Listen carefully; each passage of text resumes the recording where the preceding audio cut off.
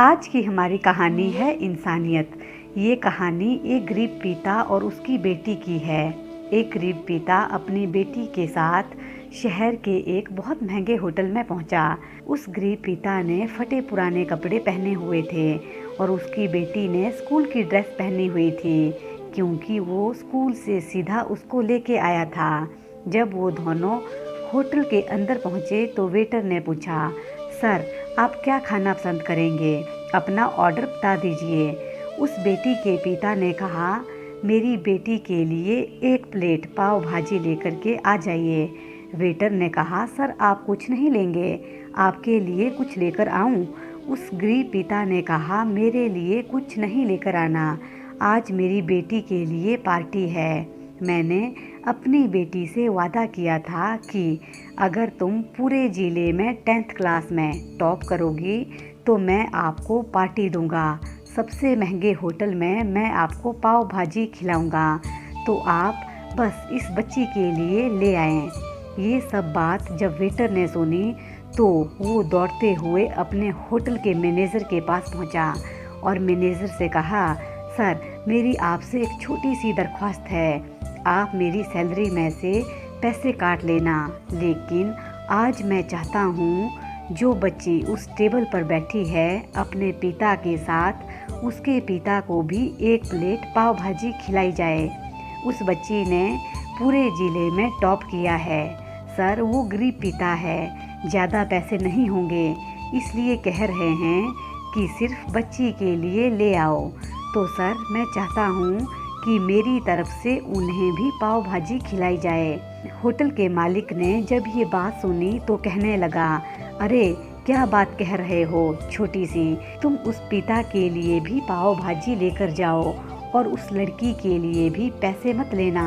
3-4 plate पाव भाजी pack भी करा करके ले जाओ और 2-3 किलो मिठाई के डिब्बे भी साथ ले जाओ और उनसे कहना कि ये पार्टी जो है होटल की तरफ से है, हमारी बेटी ने पूरे ज़िले में टॉप किया है। उनसे कहना कि पूरे मोहल्ले में मिठाई बांटिए और जश्न मनाइए, चिंता मत कीजिए। जब ये बात होटल के मालिक ने कही तो वेटर खुश हो गया। उसने कहा, क्या बात है, कितने अच्छे मालिक के यहाँ मैं नौकरी कर रहा हूँ।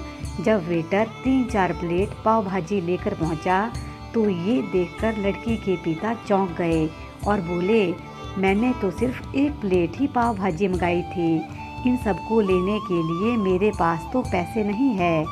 वेटर ने कहा, क्या सर शर्मिंदा मत कीजिए, ये हमारी तरफ से हैं, ये बेटी आपकी ही नहीं हमारी भी बेटी है जिसने पूरे ज़िले में टॉप किया है। ये मिठाई के डिब्बे और 3-4 प्लेट पाव भाजी पैक कर दी है, आप इन्हें ले करके जाइए और जश्न मनाइए।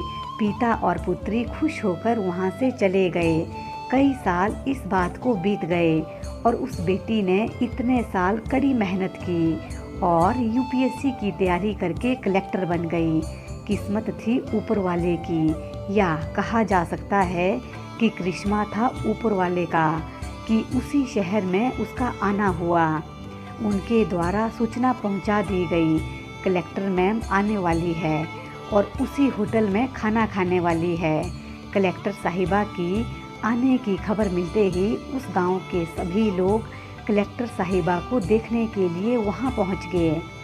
किसी को इस बात का बिल्कुल भी अंदाज़ा नहीं था कि ये वही पिता और बेटी है। जब कलेक्टर साहिबा अपने पिता के साथ होटल पहुंची तो उन्होंने होटल के मालिक से कहा कि क्या आपने हमें पहचाना? हम वही पिता पुत्री है जो मेरे 10th क्लास में टॉप करने पर आपने हमें पार्टी दी थी। हम वही पिता पुत्री आज फिर से आए हैं। आज आपको और आपके पूरे स्टाफ को और पूरे गांव को पार्टी देने के लिए।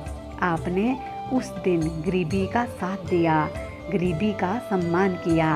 आपने उस दिन जो हमें पार्टी दी उसने मुझे बताया कि मुझे कितनी और ऊंचाई तक पहुंचना है और मुझे मेरी मंजिल तक पहुंचना है।